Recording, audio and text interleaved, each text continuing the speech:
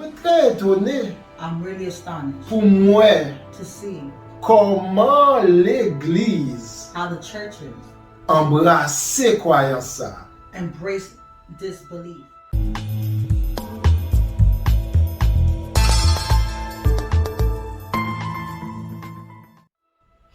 Bon Dieu béni ou moi espérer que vous bien au nom de Jésus.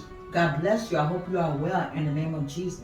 C'est Pasteur Wilson Joseph. This is Pastor Wilson Joseph. Dans vidéo aujourd'hui, In today's video, moi viens dire que I come to tell you maladie pas messager bon Dieu. sickness is not God's messenger.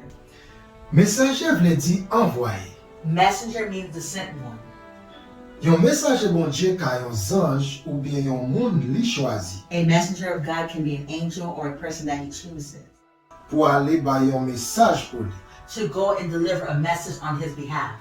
Le message ça fin délivré, When that message is delivered, bon Dieu toujours espérer yon résultat positif. God always expects a positive result.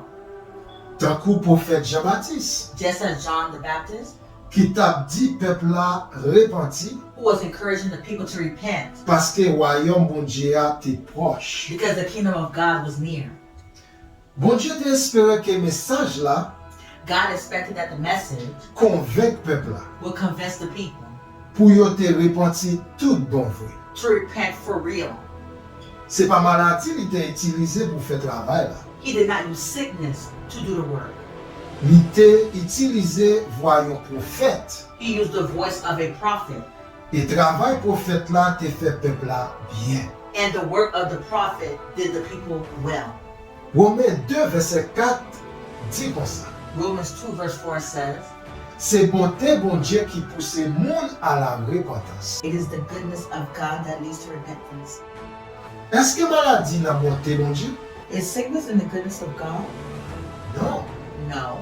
Bon Dieu pas jamais utiliser maladie dans contrat grâce liya God would never use sickness in the covenant of his grace pour porter changement dans le temps peuple.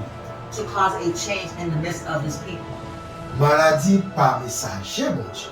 Sickness is not God's messenger. Pour qui ça me dit maladie pas messager bon Dieu? Why did I say sickness is not God's messenger? Parce que il y a pile monde dehors, Because there are many people out there, même chrétiens, even Christians, croient que they believe maladie that sickness c'est un jugement is a judgment que bon Dieu voyait sur le monde that God sent upon people pour le capable faire yo retourner à lui-même. to make them come to him. C'est ça que fait me venir dire That's why I come to tell dans you vidéo ça, in this video la vérité, the truth. maladie pas messager bon Dieu. Sickness is not God's messenger.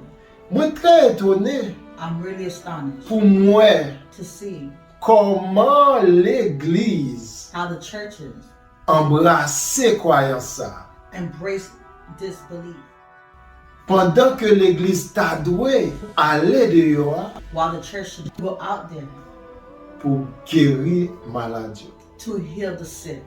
Maintenant l'église I was at a church côté où t'es enseigné where they taught me que maladie that sickness c'est un coup une bénédiction is like a blessing qui sortit dans mon Dieu. that comes from God. Pour qui ça on dit ça? Why did they say that? Parce que maladie Because the sickness, selon ça ils ont enseigné, based on what they taught me, c'est une façon pour me capable de repentir, it was a way to repent, pour me retourner à mon Dieu. to return to God.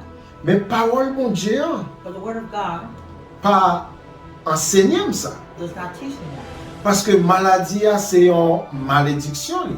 Because sickness is a curse. Maladie c'est en captivité. Sickness is a captivity. Maladie c'est en oppression. Sickness is an oppressor. Il sorti dans Satan. And it comes from the devil. Satan c'est auteur péché, c'est auteur maladie. The devil is the author of sin and sickness. Maladie pas venir de mon Dieu. Sickness does not come from God. C'est ça que fait me capable de dire. That's why I can say C'est pour moyen bon Dieu utilisé pour nous capable de retourner à lui. it's not a strategy that God can use for us to return to him. So, maladie c'est un bagage nous devons camper contre. Sickness is something we must stand against. Jésus lui-même il était commissionné l'église là. Jesus himself commissioned the church.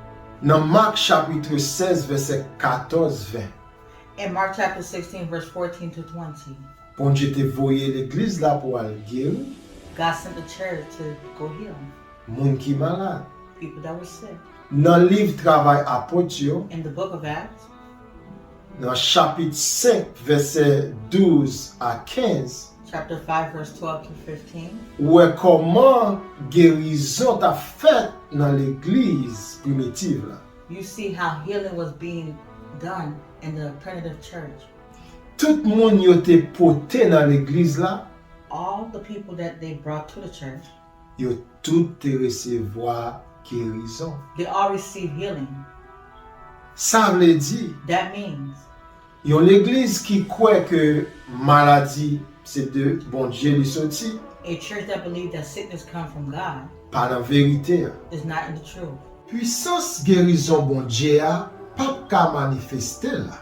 The power of God's healing won't be able to manifest there Parce que yo pas embrassé ça bon Dieu dit dans parole. because they do not embrace what God says in His Word. Dans livre Travail apôtre yo, In the book of Acts, chapitre 10 verset 38, chapter 10, verse 38, nous voyons comment bon Dieu t'a onctionné Jésus. we see that how God anointed Jesus. Il était sorti dehors pour la faire bien He went out there to do good pendant la guéri tout le monde qui était oppressé par diable. while He was healing those who were oppressed by the devil. Et tant que l'église, nous devons faire même genre. As a church, we should do the same. Nous devons camper We must stand, et aller dehors go out there, pour nous capables de guérir maladie. we can heal Tout the le sick. monde qui vient de l'église là, Those who come to church, il doit recevoir guérison. they must receive Au the nom healing de Jésus. in the name of Jesus. J'espère And I hope que vous êtes bénis that you are blessed, et ma croix encore. and I will see you. Bye bye.